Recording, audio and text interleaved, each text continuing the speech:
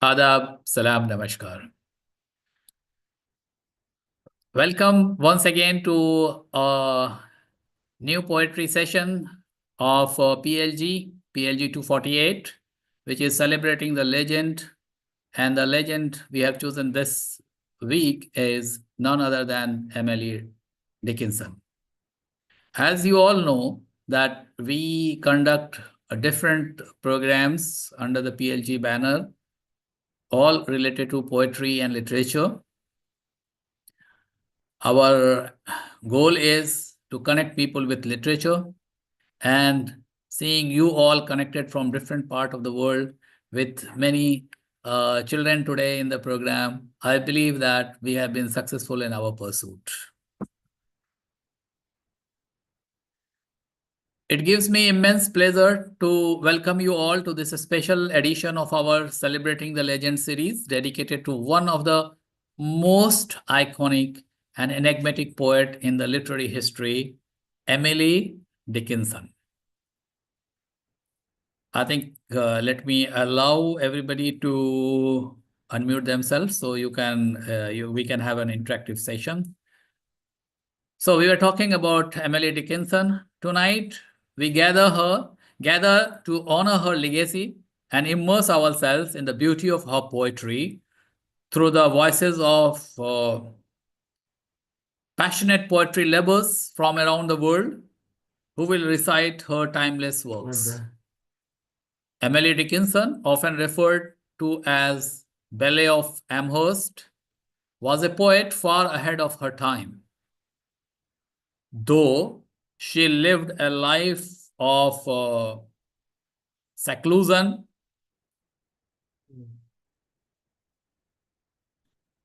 in her home in Amherst, Massachusetts, her poetry reveals a boundless universe of thought and emotion. With over 1,800 poems to her name, most unpublished during her lifetime, Dickinson redefined the boundaries of poetic expression. Her innovative use of language, unconventional punctuation, and profound themes of love, nature, mortality, and the spiritual unknown continues to captivate and inspire readers even today.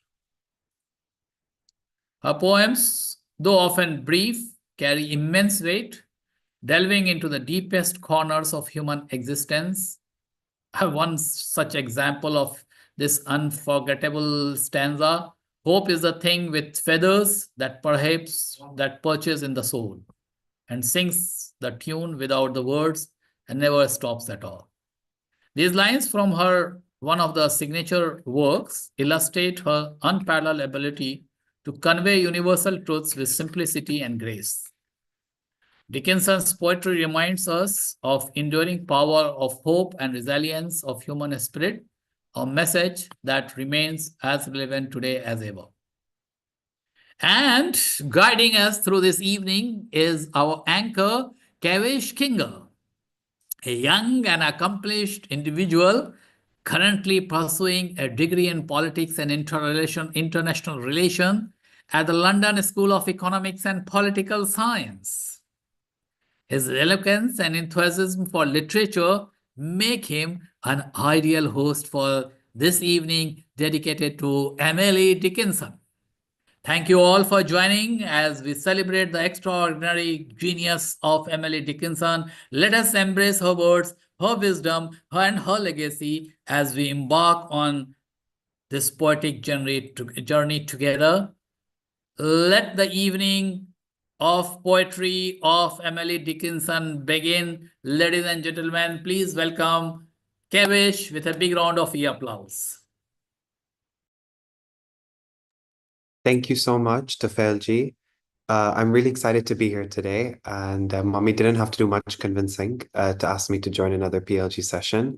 I won't take too much time before I hand over to our first poet, but I just wanted to briefly introduce something that I really enjoyed in Emily Dickinson's work, which is a part of her poem where she says, "I'm nobody. Who are you? Are you nobody too? Then there's a pair of us, don't tell." And many of Dickinson's poems, she referred to the individual as normal, simple, in the same way that she is, just an unaffected reader, a simple person.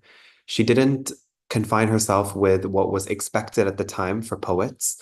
She wrote with free verse. She didn't follow the rules and confines of rhyme, of verse, or of any conventions. And in that way, she created a strong sense of self in the tone of her work, where she tried to make the speaker acutely aware and yet separate simultaneously from the society she's in. She wrote how she wanted to write. She wrote from isolation and from solitude and tries to appeal every single one of us to connect with her. And that part of us that exists within all of us, where we feel a little bit of loneliness and a little bit of difference from the society that we're in. I'm very excited and very happy today to be the anchor for Emily Dickinson. She's a personal inspiration to me and one of my poetic icons. Today, I'm actually wearing white in her honor because Emily Dickinson, during many years of her life, only wore white. She was famous for her social isolation. She locked herself up in her house for many, many years, didn't even go to her own father's funeral. And of course, she was not a perfect person and she had a lot of issues and a lot of ups and downs. But as a poet, she's fascinating and she's extremely impressive. And so I'm very happy to be here today and to present on her. To do so, I would like to introduce our first speaker, who will be reading a poem from Emily Dickinson, which is Miss Shika Sahal from Singapore. So I hand over to you, Shika. Good luck.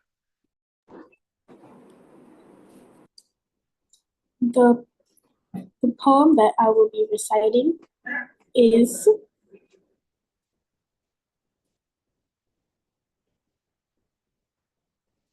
Hope is the thing with feathers. Hope is the thing with feathers that perches in the soul and sings the tune without the words and never stops at all. And sweetest in the gale is heard, and sore must be the storm that could abash the little bird that kept so many warm. I've heard it in the chillest land and on the strangest sea, yet never in extremity it asked a crumb of me. Thank you. Thank you so much. That was an amazing poem, and that is just one of the many examples of Emily Dickinson's great works. Before I move on to the next poet who will be presenting, I want to give a little bit of an introduction about Emily Dickinson's life. In between each poem, I'll try to give you small pieces of information chronologically on Emily Dickinson, her life, her work, so that by the end of the session, you can understand her holistically as a person, her life, and through her works, how her life influenced her work, or maybe how her life didn't influence her work. So Emily Dickinson was born in Massachusetts to a prominent but not a wealthy family. Her father was a lawyer, and her ancestors actually came to America in the Puritan Great Migration, which was a form of new wave Protestantism, where a lot of people came to America because they were disappointed with the development of Protestantism in England, and wanted to rid Protestantism of its remnants of Roman Catholicism. And she was very well behaved. She loved music and actually was very good at the piano. And as a child, lovingly called the piano music because she wasn't able to pronounce the U noise. And so that's a little bit of an introduction about her life and how she grew up. And hopefully this can inspire you to think a little differently about some of her poems in terms of her religious background and also her family background. I would now like to introduce our second poet, which is Master Naran Raghu from Oman. I hand over to you, Master Naran. Good luck. Thank you. The poem I will be reciting is Success. Success is counted sweetest by those who never succeed. To comprehend a nectar, to comprehend the nectar requires sorest need, not one of all the purple host who took the flag today can tell the definition so clear of victory. As he defeated dying, on whose forbidden ear the distant strains of triumph break agonized and clear. Thank you. Thank you so much, Naren. That was a great poem, and that presents a different side to Emily Dickinson. The first poem that we heard was a little bit more positive and about the beauty of nature and the sensory experience, whereas this poem is a little bit more pessimistic. It speaks a little lowly of success. And Emily Dickinson in her life was not one who aspired to be very successful. As Tefelji said, she actually didn't want any of her poems published, which I will talk about a little bit later.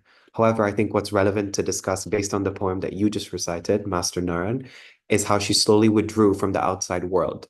Emily Dickinson wrote a lot, but while she wrote, she completely removed herself from everybody around her, all social settings, all social commitments. Like I said earlier, she didn't even attend her own father's funeral.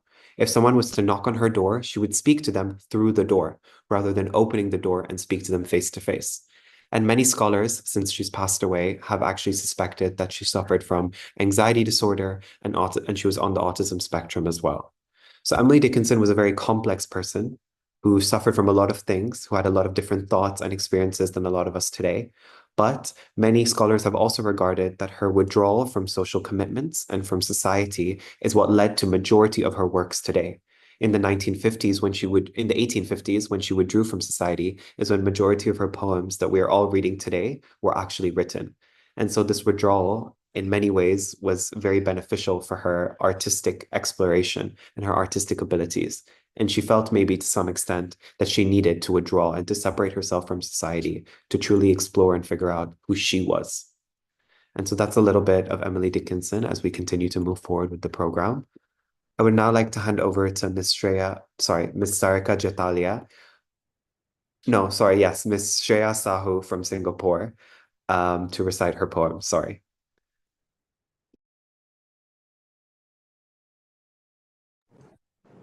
Thank you. The poem that I'll be reciting today is There's a Certain Slant of Light. There's a certain slant of light, winter afternoons, that oppresses like the heft of cathedral tunes. Heavenly hurt it gives us, we can find no scar, but internal difference where the meanings are. None may teach it, any. 'Tis the seal despair, an imperial affliction sent us off the air. When it comes, the landscape listens, shadows hold their breath. When it goes, 'tis like the distance on the look of death. Thank you. Thank you so much for sharing that, Shreya. That was a great poem and very wonderfully recited. Before we move on to the next poem, I'll drop another fact and another little interesting piece of information as we slowly learn more about Emily Dickinson. So as I mentioned earlier, Emily Dickinson was part of the her ancestors were part of the Puritan Great Migration. So her religious background is extremely important for us to understand who she was, but not in the conventional sense in that she accepted and was compliant with the religion that was assigned to her, but rather in 1845, when a great religious revival was taking place in her hometown, Emily Dickinson separated herself to a great extent from this. She considered herself different and separate from everything that was going around her. It wasn't that she was an atheist or didn't believe in God or didn't believed in God in a different God than the people around her. Rather, Emily Dickinson believed in different practice to the God around her. She preferred to practice religion at home, not in church. She was the only one in her family who was not engaged in evangelical Calvinism, which was the idea that humans are born totally depraved and can be saved only if they undergo a life-altering conversion by accepting Christ's sacrifice. Instead, she questioned this tradition, and she has even famously written that her religious devotion will not be through the Sabbath, but will rather be through sitting at home. And so to a great extent, Emily Dickinson's religious devotion aligned with her social isolation. She still believed in religious ideas, and in a lot of her works, like the ones we will listen to today, you can see that and you can hear that. But she did not experience conversion or join the church in her hometown, and so she did not follow religion in the conventional sense. And this was another way in which Emily Dickinson was a little bit different to the people around her and persevered through this difference.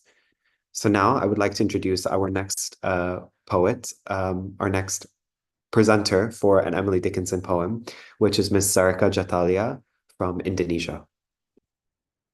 Thank you. Good evening, everyone. You can hear me? I'm really speechless about your anchoring. Very excellent anchoring job. Thank you so much. Yeah, and your Definitely, he is doing really justice to Emily Dickinson. Yes, very definitely. nice. And your deep knowledge about the topic is evident and really impressive. So today I am reciting a poem that is Nature is What We See by Emily Dickinson. And I chose this poem because it talks about nature, nature's power, and its ever present force. Nature is what we see: the hill, the afternoon, squirrel, eclipse, the bumblebee. Nay, nature is heaven. Nature is what we hear: the bubbling, the sea, thunder, the cricket. Nay, nature is harmony. Nature is what we know, yet have no art to say. So important our wisdom is to her simplicity. Thanks and best wishes. Thank you so much, and thank you for your kind words. I really like that poem, and the next fact that I'm about to share about Emily Dickinson actually aligns to some extent with that poem as well. So Emily Dickinson had a lot of close social friendships. So you would think that someone who doesn't interact as much and doesn't leave her house as much wouldn't maintain friendships and social commitments, but that wasn't the case at all. Rather, Emily Dickinson maintained a lot of friendships through correspondence, and so she wrote extensively through letters. One of these friends was a family friend, Benjamin Franklin Newton, who introduced her to the work of William Wordsworth. He believed that she would achieve greatness, and many think that he taught her a lot, which were reflected in her poems that we read today. Unfortunately, he died from tuberculosis, and before he died, while she was still alive, he wished to see her greatness, but was never able to actually see her greatness. However, he did introduce her to, like I said, the work of William Wordsworth. And a number of Dickinson's Wordsworthian allusions in her poems are often present when she talks about nature, the poem that you spoke about.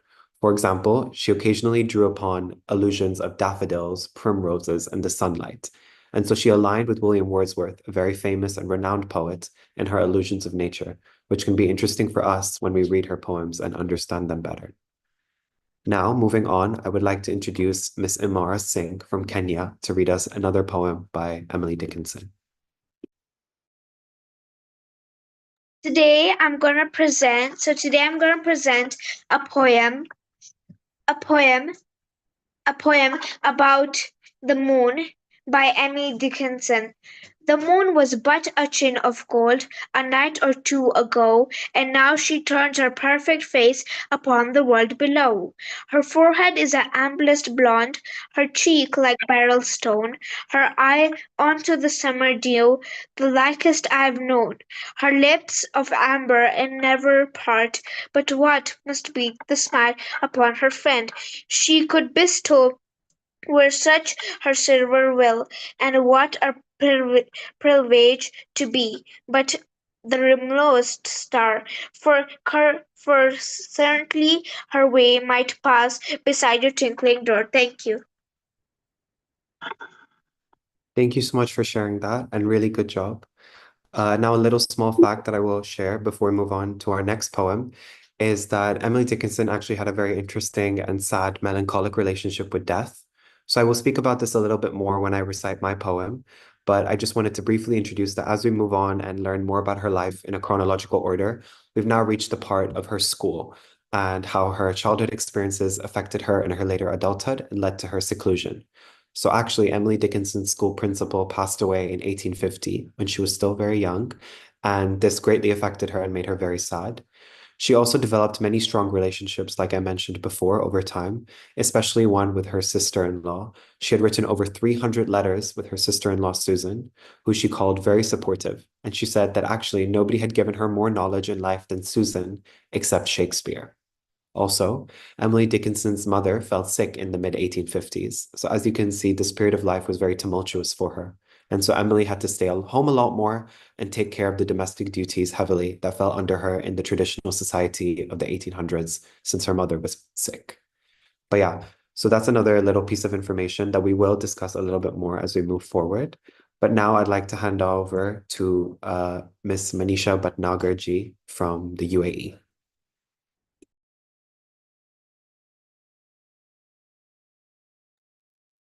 Manisha ji is present today. Yes. Okay. Very good evening, everyone. I'm sorry there was some internet connection problem. So I got a little.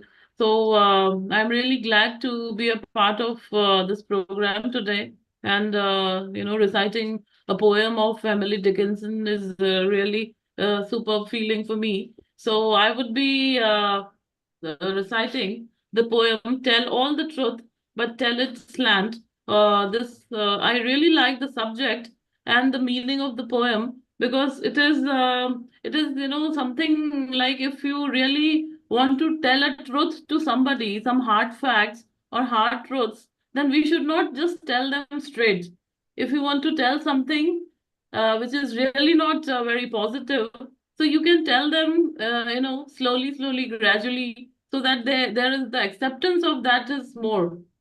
If you tell something very straight, which is really not so positive for anyone, the acceptance will turn into a shock. So that's why I like this very short poem of Emily Dickinson. That like she says that if much like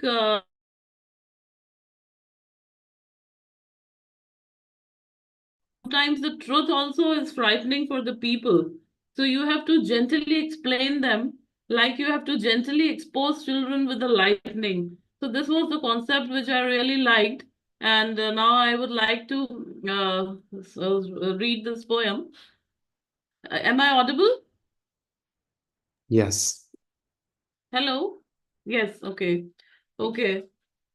So tell all the truth, but tell it slant. Success in circuit lies, too bright for an infant delight. The truth's superb surprise, as lightning to the children's east, with explanation kind. The truth must dazzle gradually, or every man be blind. Thank you. Thank you so much for sharing that poem. And I really liked your explanation beforehand.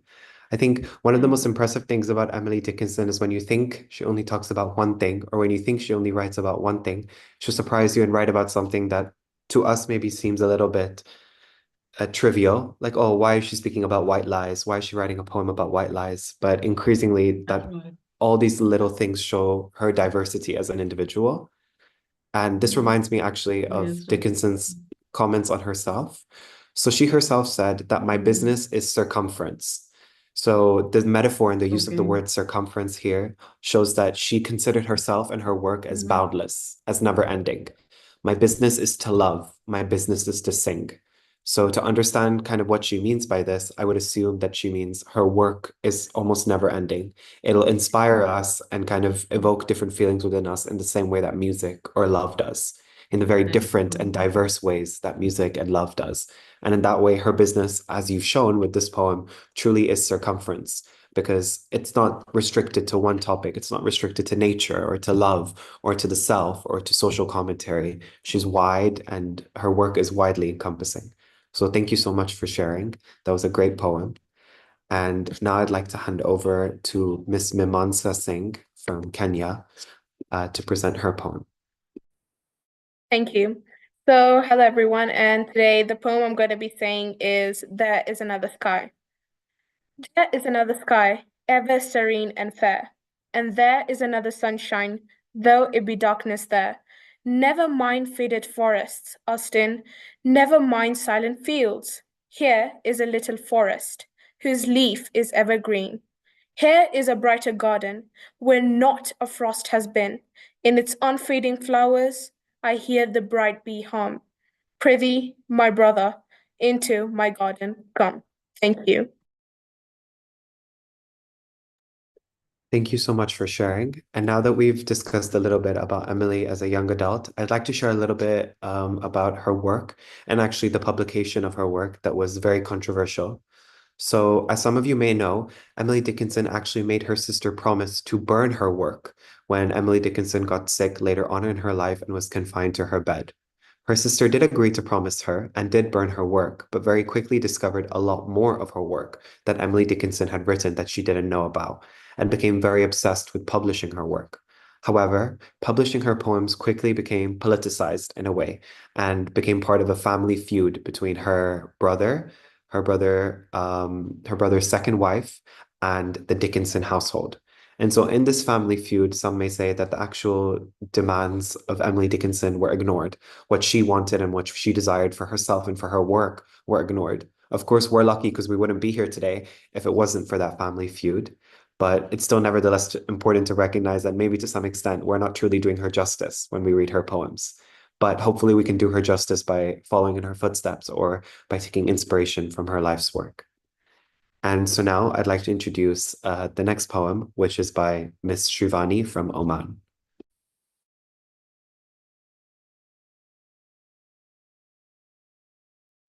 Hello, am I audible? Yeah.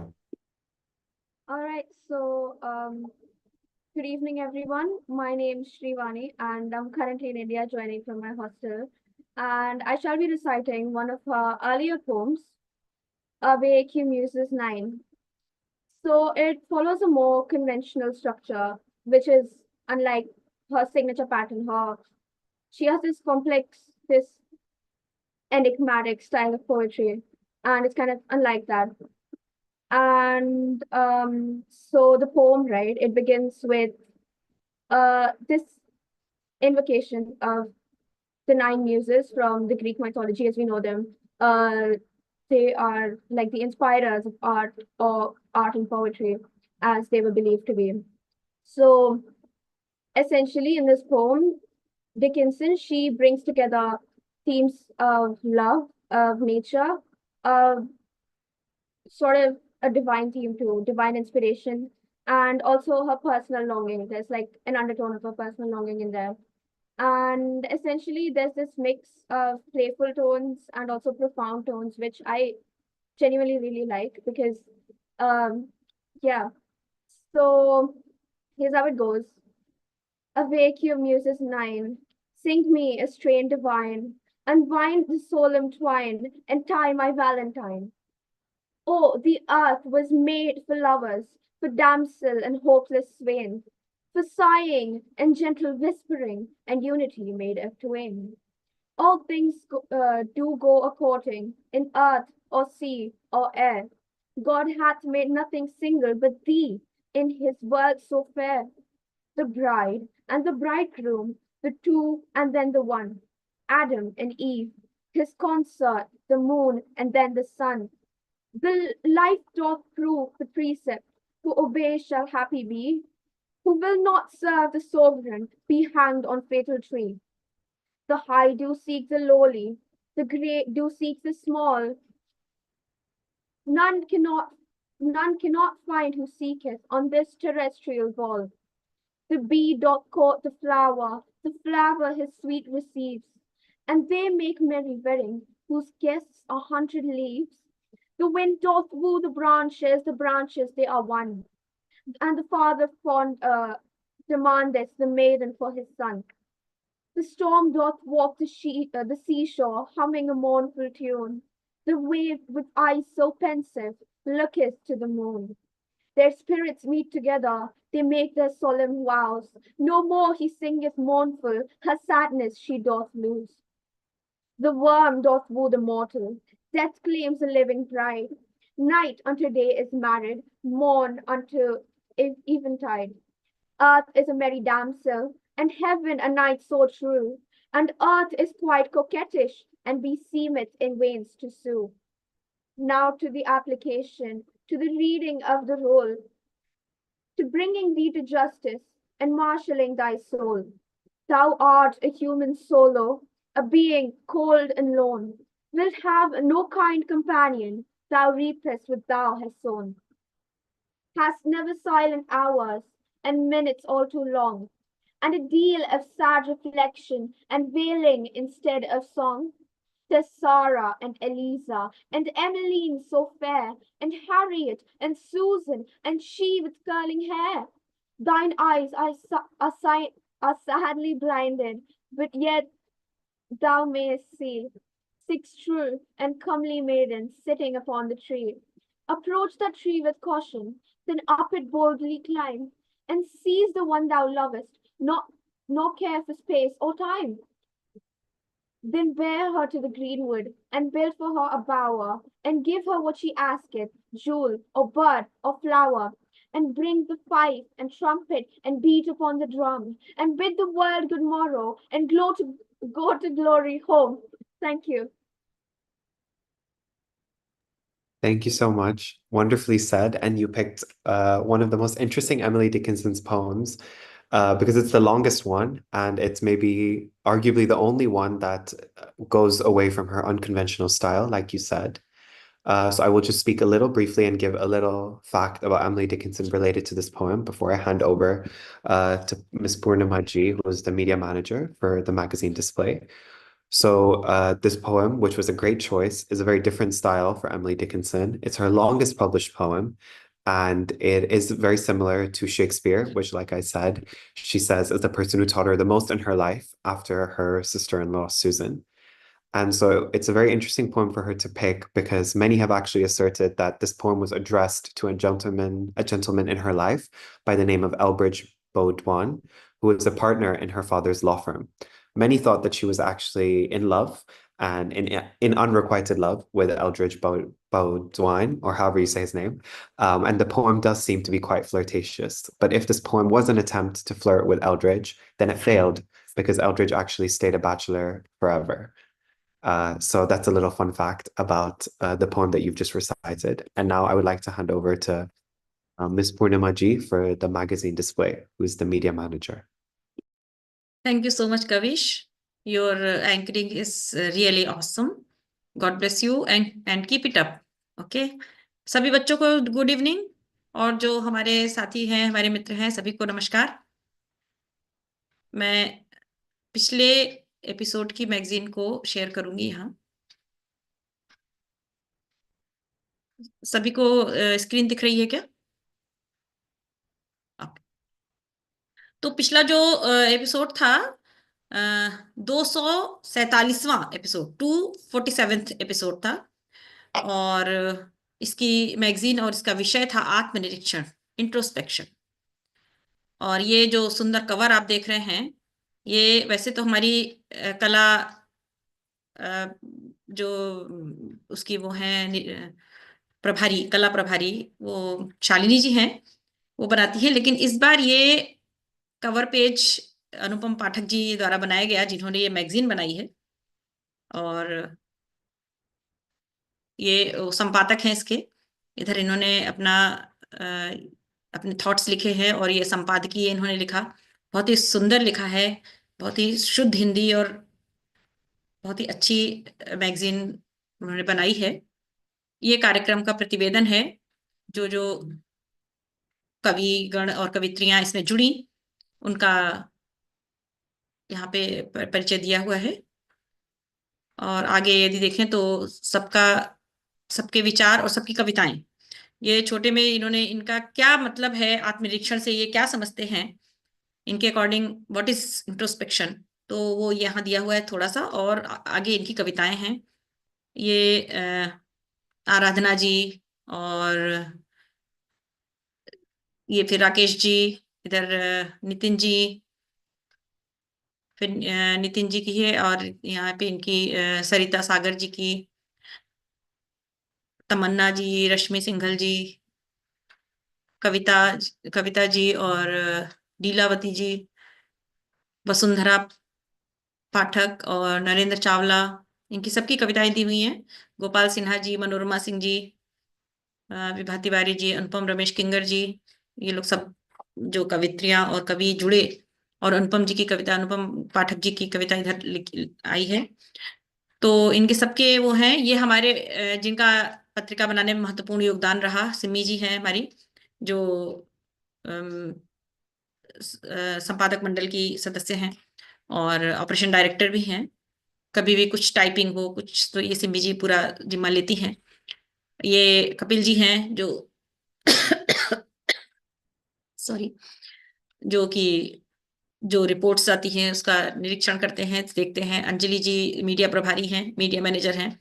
और ये तो अनुपम पाठक जी हैं जो सर्वे सर्वा हैं वो। इधर ये सिमी जी और तुफैल जी जो हमारे पीएलजी के संस्थापक हैं, दोनों, उनकी फोटोज हैं। और हमारे आगे जो है, जो हमारे सारे प्रभारी हैं उनके नाम दिए हुए हैं, जितने भी प्रभारी हैं पीएलजी के। ये हमारे आगे के कार्यक्रमों की रूपरेखा दी हुई है। और इधर ये पोस्टर है पिछला, जो 247th एपिसोड का। तो ये हमारी मैगजीन बहुत ही सुंदर बनी हुई है। अनुपम पाठक जी को बहुत बहुत धन्यवाद, इतना सुंदर मैगजीन बनाने के लिए, और इतना सुंदर संपादकीय लिखने के लिए। बहुत सुंदर काम किया उन्होंने।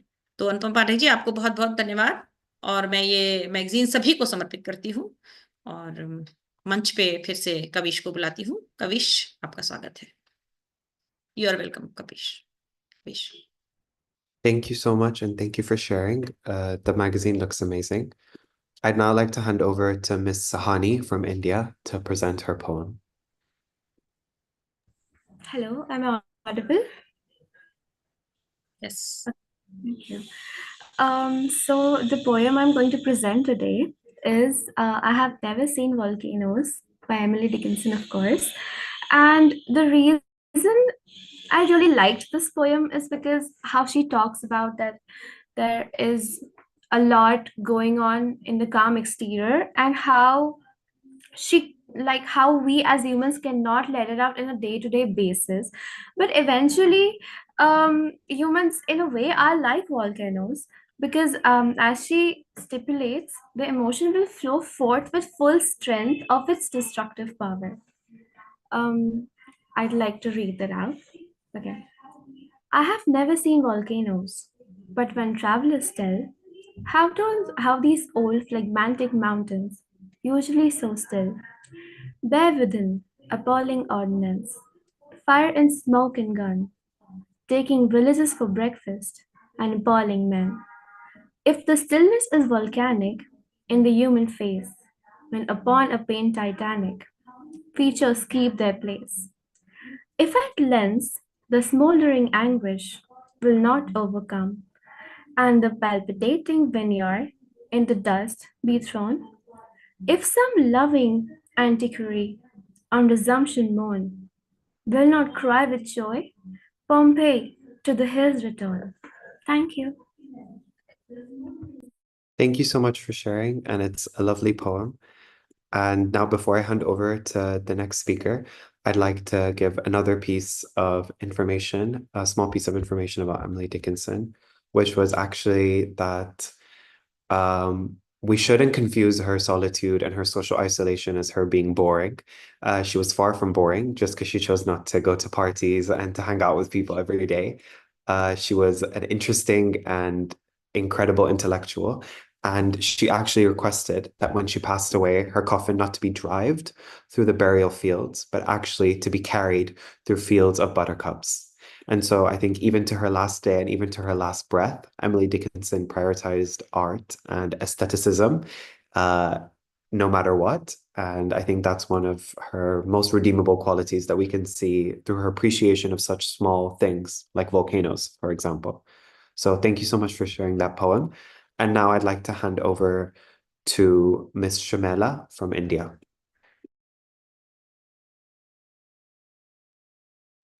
A very warm hello to everyone. The poem that I'd like to recite of Emily Dickinson today is Before I Got My iPod Out. Before I got my iPod out, I liked as well to see as other creatures that have eyes and know no other way.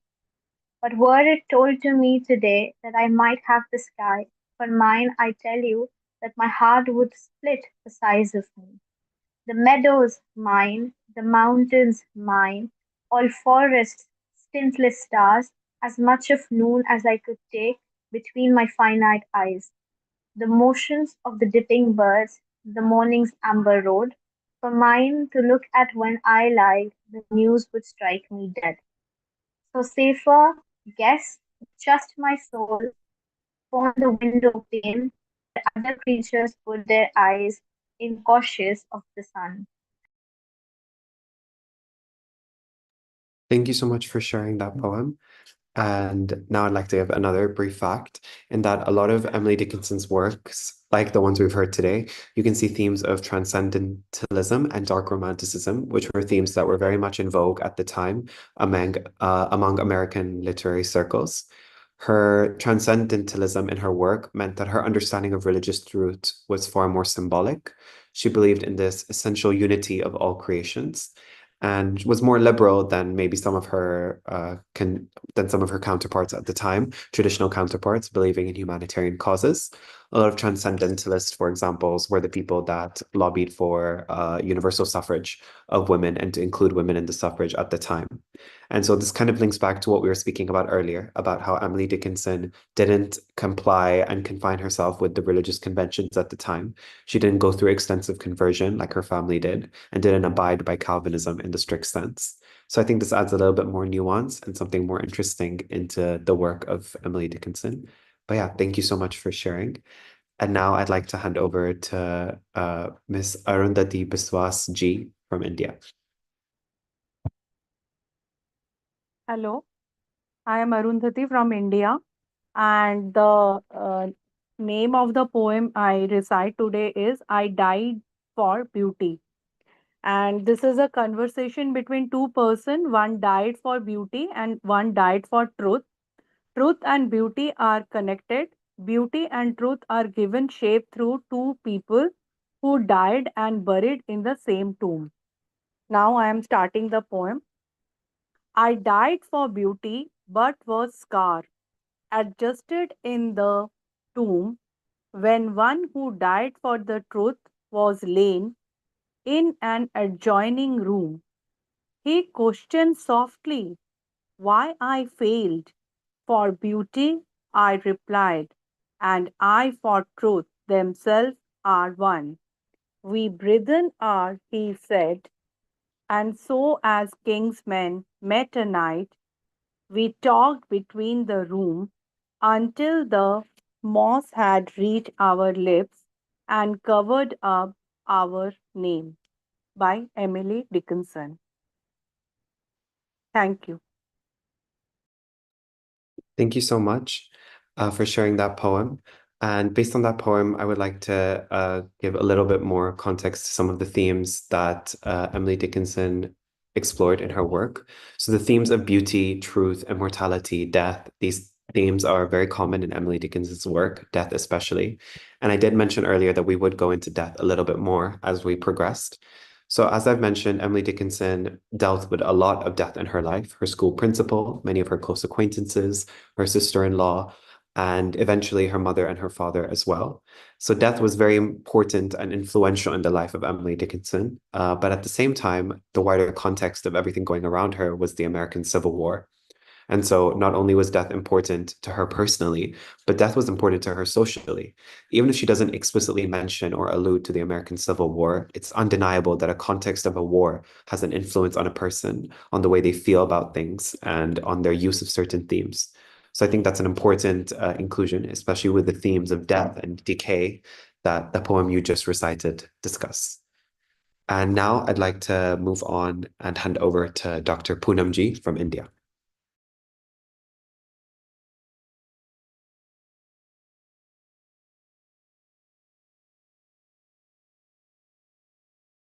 Is Dr. Poonamji here with us Poonamji is today? there? I don't think so, Kavish. I can't see her. Okay, no worries. I can hand over to Miss Sheila Jaji from Norway. Sheila ji, are you there? I see her here. Okay.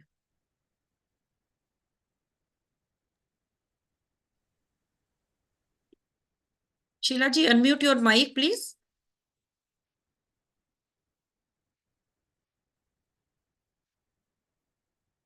I think some connection problem is there, Kavish. No worries. I can move on to the next person. Zoeb Dalal ji from India.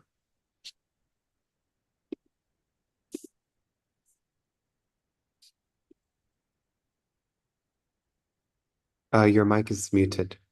Okay. Am I audible now? Yeah. Yes, yes. Yes. Thank you, Kavish. You're doing very well. You gave us more knowledge than Google about Emily Dickinson. I've chosen two poems, The Railway Train and The Wounded Deer. But I'll take up train first.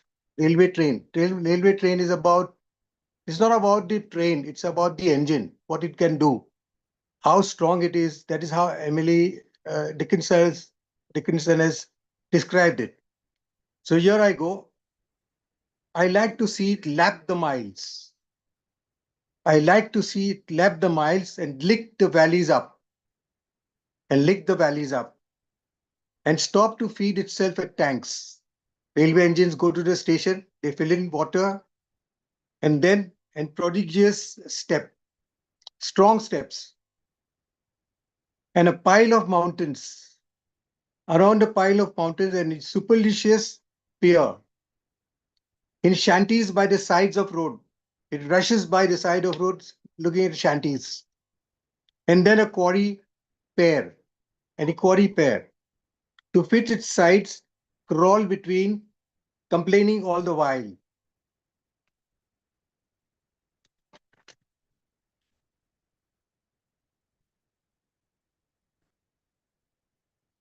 In horrid hooting stanza, it whistles. In horrid hooting stanza, then chase itself downhill. And neigh like Boehnerges. It's a horse, maybe. Then punctual as a star, it rises on its time. Stop, docile and omnipotent, at its own stable door. That's about the train. One sentence, she did it on one sentence. Just 6 words convey strength, heartache, determination, loneliness, bravery, and even encouragement. Ellie Dickinson proved that even a wounded deer that has no probability of ever rising again after being hunted can leap higher than its healthy companions. That the perceived weak are actually wounded deer with no chance. A wounded deer leaps highest. It's a wounded deer, but it leaps highest. I've heard the hunter tell this but ecstasy of death. In death also it's so happy. And then the break is still. The smitten rock that gushes. The smitten rock that gushes. A trampled steel that springs. A cheek is always redder. It's red. A cheek is always redder, just where the hectic sings. Just where the hectic stings. Mirth is the male of anguish. Mirth is the male of anguish, in which it cautions arm, lest anybody spy the hood, lest anybody spy the blood, and you are hurt, exclaim. Thank you very much. Thanks. Thank you so much for sharing that. And now I will give a brief fact before introducing our penultimate speaker. for today's session. So the last fact that I'd want to give is a little bit more about the inspiration behind Emily Dickinson's work. So I hope that throughout the little facts that I've given you, you've chronologically learned a little bit more about her life, starting from her birth, her family, all the way to her school, her developments as her mother got sick and she had to stay more at home, her social isolation, and her influences with transcendentalism, religion, and dark romanticism. Now, as the final fact that I will give you before I hand over to Miss Likita Ji, I wanted to speak about her inspiration with Elizabeth Barrett Browning and Ralph Waldo Emerson, Elizabeth Barrett Browning especially.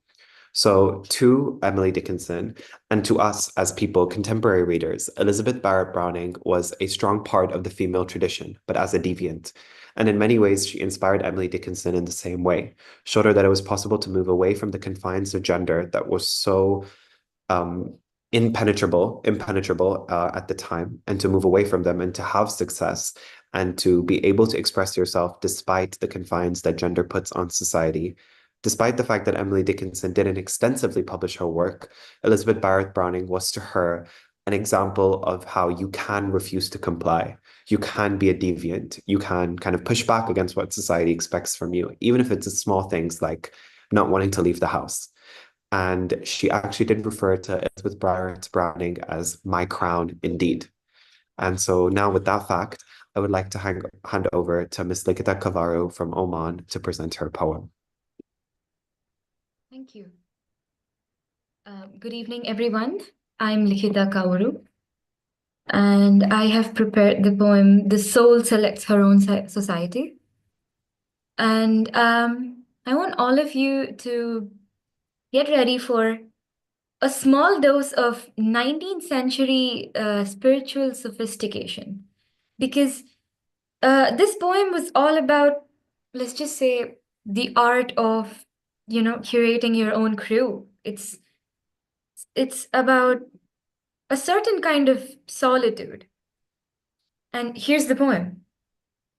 The soul selects her own society, then shuts the door. To her divine majority, present no more. Unmoved, she takes notes the chariots, pausing at her own low gate. Unmoved, an emperor be kneeling upon her mat. I've known her from an ample nation. Choose one, then choose the valves of her attention, like stone. This was the poem. Imagine the soul, as a fiercely independent, maybe slightly quirky, and maybe utterly fabulous hostess. She's throwing a party and she's being super picky about the guest list. That's basically what it is. If we go through the lines, the soul rejects her own society. It basically screams, I'm curating my own squad, and you might not make it into the list. And she wrote, then shuts the door. Imagine the soul slamming the door shut and saying, I'm inviting very few people into this party and you're not invited. She was very, very, how do I say this? She was very reserved. She liked people, or maybe emotions that she would like to be in her circle. To her divine majority. The soul is all about surrounding herself with people who vibe with her on a spiritual level, and it's all about that divine majority. And if you're not part of the soul's inner circle, don't expect an invitation. She's not interested in superficial connections. In short, this poem is all about the soul being intentional about the company it keeps. She's not afraid to set boundaries, and she's not afraid to prioritize her own needs and surround herself with people who truly get her. So I want you to know that this poem was all about being selective, prioritizing, and, not being afraid to shut the door on, toxicity, be it relationships or emotions. And that was my poem. Here's the thing. I liked how Kavish, he gave little facts before he introduced he brought people up onto the dais. I have a couple of facts before I introduce the anchor himself. Did you know that Emily Dickinson was a total rebel when it came to baking?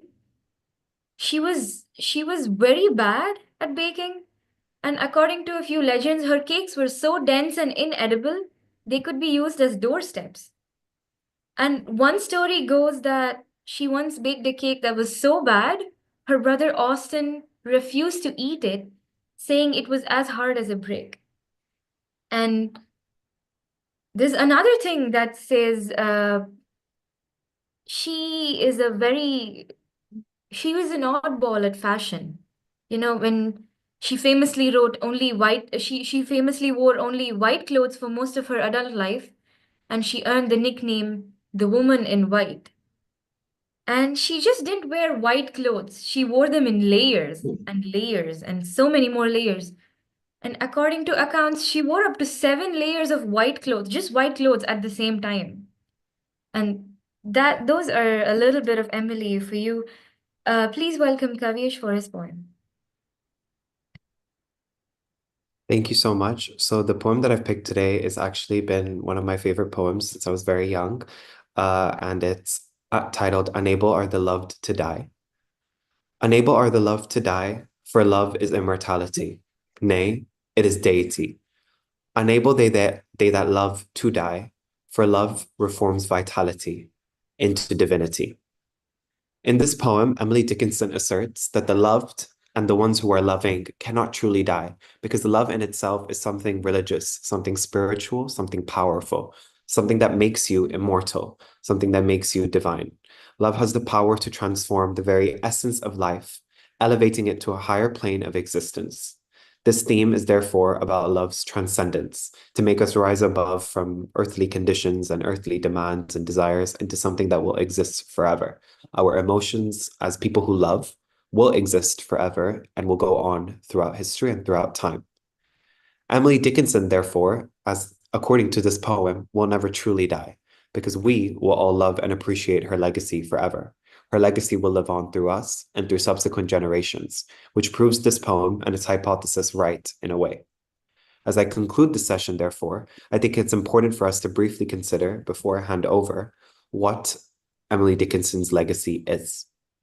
Her solitude was greatly inspired by Wordsworth, and Wordsworth actually wrote 2 quotes that I would like to bring up briefly, as it had inspired Emily Dickinson, or at least I think it did. For one, he said, "Fill your paper with the breathings of your heart." And secondly, he said, "For oft, when on my couch I lie, in vacant or in pensive mood, which is the bliss of solitude, and then my heart with pleasure fills and dances with the daffodils." So I think this Wordsworthian line is very similar to Emily Dickinson in her life. Like I said, she isolated herself completely from all social settings, and even her work alone is an example of this. Just like her, she wished for her work to be completely alone, for her work to die with her, to be burned when she died, and to be isolated just as she was. This raises some important questions for us today. It's not important for us to be judge and jury and to discuss whether we should even read Emily Dickinson's poems today, because the matter of the fact is they're out. Her sister published them. What is important forever is for us to understand why or how Emily Dickinson can serve to be an inspiration to us, or to people who want to be artists and who want to create art and who want to create great literature. Maybe loneliness can actually do us some good. In a world where we are constantly and ever increasingly connected, from the 1850s all the way till now, there hasn't been a day where we have disconnected more than we have connected in historical progress. In a world where we all continue to connect, are we as a society obsessed with sharing our lives with others, with sharing our art with others, with sharing our skill with others? Are we obsessed with commodifying and commercializing our emotions and our inner thoughts? That's what Emily Dickinson's work really should make us reflect on. Did Dickinson want to be revered? We really have to ask ourselves.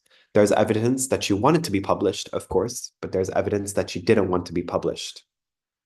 Will we, however, ever be able to recreate the great art that she did if we constantly remain connected and obsessed with showing off, obsessed with letting the world know that we are a great artist, rather than instead focusing on ourselves, on our inner thoughts? One of the most redeemable qualities about Emily Dickinson is that she didn't focus on proving every single poem. And every time she wrote something she thought that was good, she didn't just publish it. Instead, she focused on looking at the world around her, looking at the small things in the world, like volcanoes, as Ms. Sahani spoke about, and appreciating these small, beautiful things in life, appreciating things like love, like death, like beauty, and like truth. I think as artists, it is important for people to recognize that, to socially withdraw themselves a little bit, and to appreciate the world from an outsider perspective. Perhaps this is where our greatest potential lies, and where subsequent generations' greatest potential lies in creating great poetry and great literature. But yeah, that's everything I have for you today. Thank you so much for listening to me. And I would like to now hand over to, I think, Mr. Gopalji for the vote of thanks.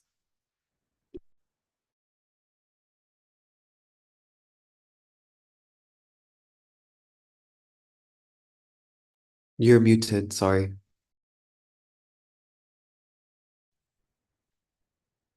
It is a matter of honor and privilege to me to be a part of today's program celebrating the famous American poetess Emily Dickinson on behalf of Director Global Operations of this literary platform, Simi Kumari ji, who gave me this opportunity to me. And I was lucky enough, rather fortunate, to be with some of the most talented and poetry loving persons, especially from the younger generation. That is encouraging. And those who are hope of future for society and literature, the latter being the mirror of the former. Poetry loving persons from 9 countries today participated in today's program, and it was an opportunity for me to get familiar with many known and unknown poems of Emily Dickinson. Now, those who participated today, I would like to mention their names. Shikha Sahu. She came with the poem Hope is a Thing with Feathers. Then Narun Raghu, he came with the poem Success. Shreya Sahu, there is a certain slant of light. Sarika Jathalia, nature is what we see. Imara Singh, the moon. Manisha Bhatnagar, tell all the truth, but tell it slant. Mimansa Singh, another sky. Srivani, awake ye muses. Suhani Pathak, I have never seen volcanoes. Shumela Anam, before I got my eye out. Arundhati Viswas, I do for beauty. Joeb Dalal, the railway train, a wounded deer leaps highest. Lithika Kavaru, the soul selects her own society, and Kavesh Kinger, unable are the loved to die. All were excellent poems. I am not competent enough to comment on any aspect of the great poetess. But one thing is that I have got a special regards and praise for the anchor today, a very young and dynamic person, and I must say a worthy son of a worthy parents, I must say. You are really a ray of light. I am very much satisfied and very much encouraged and very much inspired. I have learned many things from you. I wish you all the best. It was an excellent anchoring, no doubt about it. One of the best, if not the best one. And you Thank have you so much. And you have come prepared. You have you have done a whole research, almost touched every aspect. And if anything was left, then many poet and poetesses, they came with new, the remaining informations. So it was a complete research work. I think nothing is left to be known that is relevant. Excellent, excellent team homework for everyone. Now I must be thankful to our founder and global president, Tufail Ahmed Sahab, and Director Global Operations, Simi Kumari ji, Satish Sethi ji, who is a Global Vice President, and Anupam Ramesh Kinger. She is also a Global Vice President. I am thankful to all these persons. Besides, our Regional President, Europe, Saraj Haji, Regional President, India, Manorma Singh ji, Regional President, North America, Khalik Wajidi ji, Regional President, Middle East, Vibha Tiwari ji, Regional President, Asia and Oceania, Anirudh D ji, our Chief Editor, Anupam Pathak ji, Hindi Editor, Purnima Singh ji, Art Designer, Dr. Salini Gupta ji, Munawwar Rahman Sahab, and many other persons. I might have missed some of the names, but we are a team and it is a teamwork. That is important. Names are not important. And without everyone's individual contribution, the collective output which we show or present is not possible. So name is after all a name. I beg my apology if I have not mentioned all the names because I have not come prepared with that. I may not remembering all those, but I again say that it is a teamwork and we should always contribute like our best to the cause of literature, because the aim of the program is to connect people with literature. So we must do our bit. Whatever we can do, that is praiseworthy. So again, we are inching towards our 250th episode coming in January, and the year is closing now. So I must wish everyone a very happy new year and good night. Thank you, Gopalji. And we should give a great round of applause to Kavish. Yes, certainly. Please unmute yourself once and give round of applause to Kavish. Kavish, great job. Thank you so much. So now we are closing now. Okay.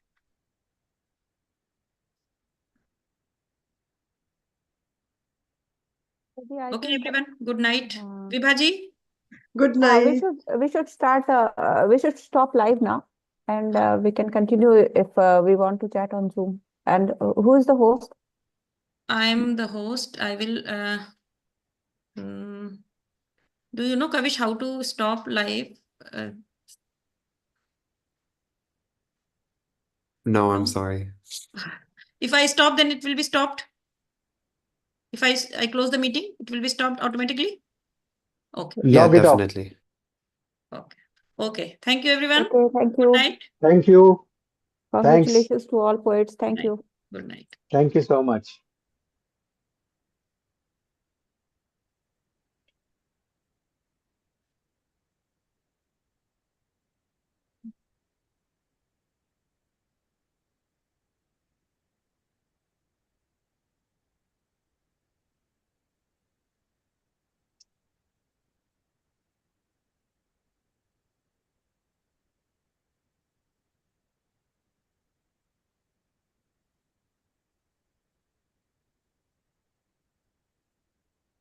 I think live stopped now. No?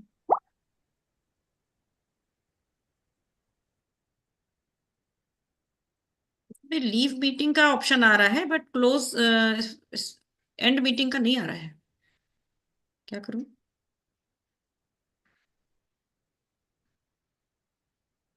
Prospection. Yes, certainly. Please unmute yourself. once and give round of applause to Kavish. Kavish, great job. Thank you so much. हाँ विभाजी ठीक है, हमको लग रहा है live stop हो चुका है। नहीं लाइव स्टॉप नहीं, कस्टम लाइव स्ट्रीमिंग सर्विस आ रहा है अभी भी। ठीक है, तो आप सारे चीज से एग्जिट हो जाइए। ठीक है, अब एक बार तिवारी जी हैं क्या, अगर मैं उनसे पूछिए तो कैसे करेंगे, अगर वो बता सकते हैं तो, क्योंकि लीव हाँ मीटिंग का आ रहा है लेकिन स्टॉप मीटिंग का नहीं आ रहा है। हो चुका है। नहीं लाइव स्टॉप नहीं, कस्टम लाइव स्ट्रीमिंग सर्विस आ रहा है अभी भी। ठीक है, तो आप सारे चीज से एग्जिट हो जाइए। सब लोग तो ऑलमोस्ट एग्जिट हो गए हैं। हाँ, लेकिन लाइव चल रहा है, आप एग्जिट होइए। एग्जिट हो जाऊं मैं? हम्म ओके क्लोज करिए, एग्जिट नहीं होइए। वो आप पोस्ट क्लोज